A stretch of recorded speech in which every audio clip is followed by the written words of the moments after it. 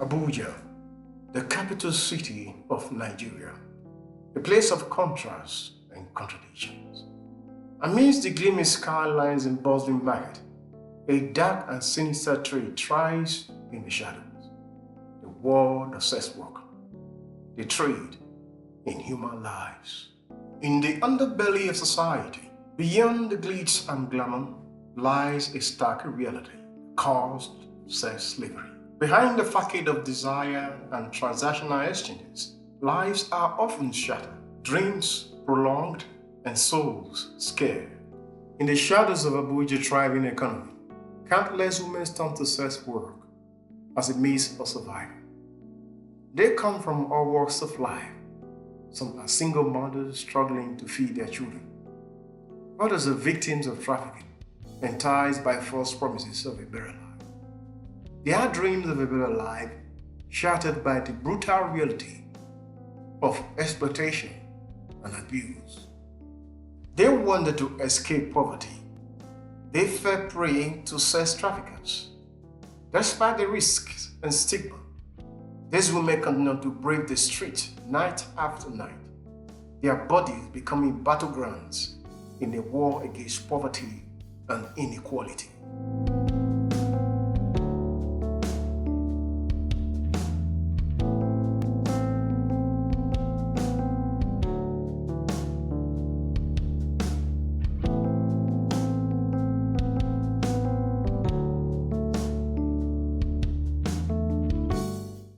We are not criminals or sinners.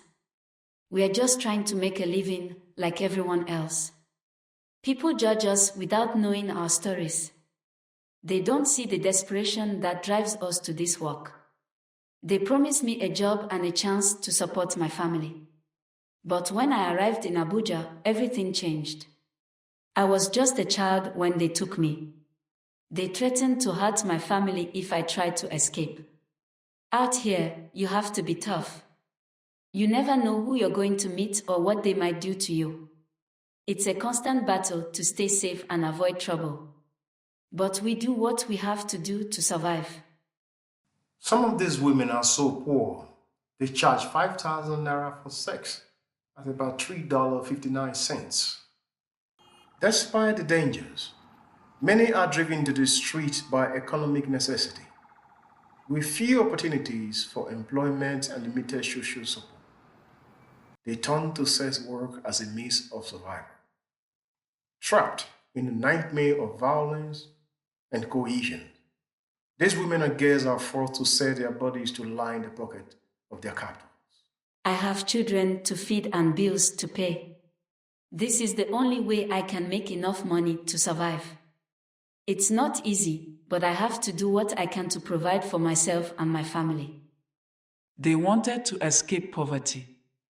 Instead, they fell prey to sex traffickers. On the streets of Abuja, sex workers face a myriad of risks, from harassment and violence, death to arrest and discrimination. Only by shining a light in the darkest corners of society can we hope to end the scourge of sex slavery in Abuja and beyond. I have handled, if I'm not mistaken, 4 or 5 cases, even with the social development, social works departments here in Abuja, and we've had several of those cases where young ladies have been brought in from other states into Abuja with the promise of, like I said before, job, and then only for them to come and they find out that they are being used to either service some of these older men, younger men, and it will shock you to know that some of them, even with animals, so I don't know what they use them for, sleeping with animals, but it's all part of money generation for. And then it's so surprising because it comes from even their own. It comes from the women themselves who bring in these girls to do such kind of acts, and then they use them. They don't even take care of them. The money they generate, they don't see it. They are not even being. They don't have access to that money. It is their madam that's whatever she wants to now share with them, that gives to them. As women or young women, when you go out there to look for a job, when you go out there to look for something to earn a living, you are faced with the maybe patriarchal nature of the country, where the men are dominating everywhere, and before they give you an access to something, they will not. Trust me, in Abuja, so many things are ongoing, and for you to have a livelihood, so many women go out of their way to exchange sex for job, sex for money, sex for just to get something. Definitely it is a form of slavery. As citizens of these countries, we should not be subjected to some kind of harsh treatment, but we find ourselves being abused in so many ways, and you find yourself in some situations that you have to either compromise or you are faced with the hardship. And sometimes you see what also comes up is the issue of complex. A lot of ladies would not want to be, so many of my mates, you know, the comparison part of it. So many of my friends or so many of my mates, like they use the cliches, are this or are that, have this car, have this house and all that. So such kind of pressure too wants to put you under that mental slavery as well. So we on our own, apart from the society putting us under as slaves, we on our own to put ourselves under that circumstances, under that making ourselves slaves for this menace that we see in the society today.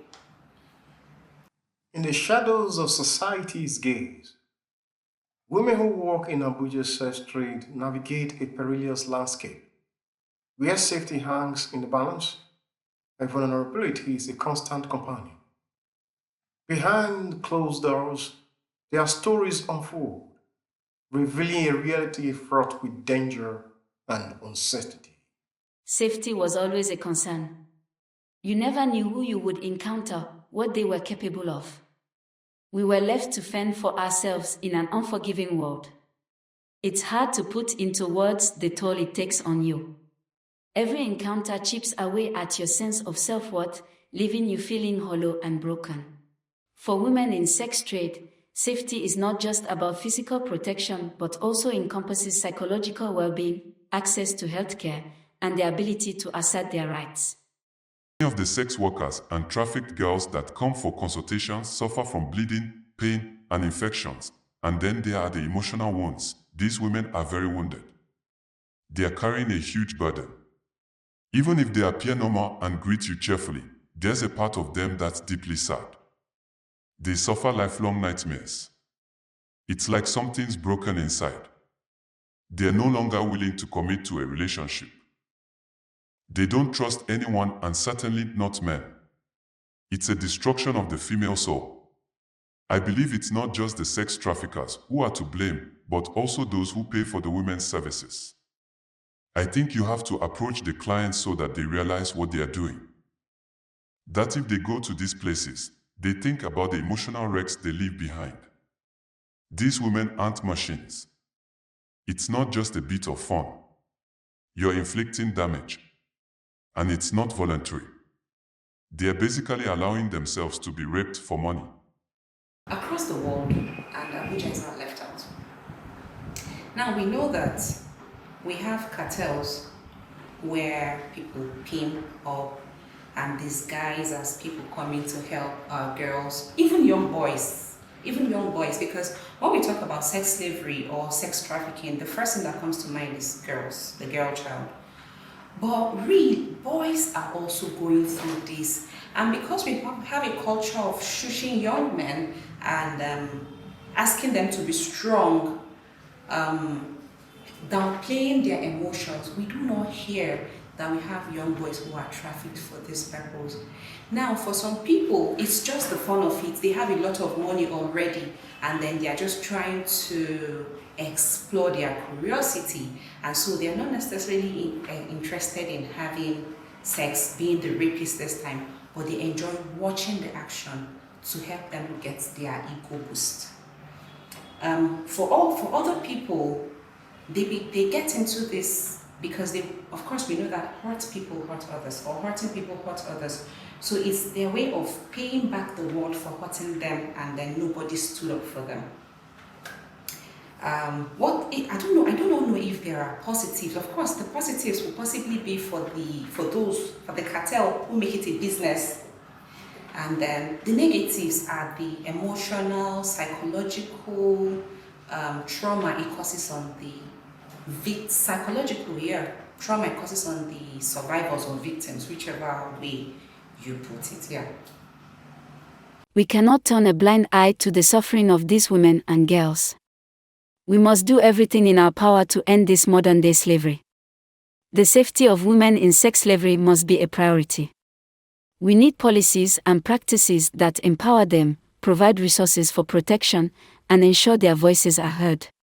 Building trust is key. By providing a safe space for women to access support services, we can help them navigate the challenges they face and build a brighter future for themselves. Menace in the society, the first thing is to break the circle. Now, we have people who have experienced this and somehow they got saved. When you go through pain and you reach the same pain on others, you're not helping the world. And the most important thing is that you heal. For those who already got salvation, you owe yourself to heal, love yourself so that you can extend this love to the world. Now, raise awareness, just like we're doing with this project. We're raising awareness. We're saying that this kind of thing exists. So if you think it is far from you, it could be happening to the person beside you. Also, it's important to hold traffickers accountable. I do know that as a country, we have laws, but maybe application of these laws or consequences, holding people, making sure that perpetrators are brought to book is where we have a little bit of challenge. Collaborative efforts between law enforcement, social services, and community organizations are essential in addressing the root causes of exploitation and creating a safer environment for women in sex slavery. As we shine a light on the safety of women in sex slavery, we must confront the systemic inequalities and societal attitudes that perpetuate their vulnerability. Sex for money is not a means to an end. And I want to employ and encourage every young lady to get either a soft skill or a hard skill, and something that you have passion in, so that you do it well with passion, and then it will yield positive results for you. And well, you'll be consistent in it with patience and perseverance. I believe the sky will not just be your limit, but your starting point.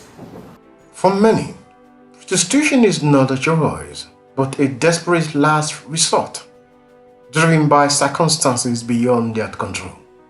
In the shadows of Abuja, their voices may be silenced, but their resilience speaks volumes.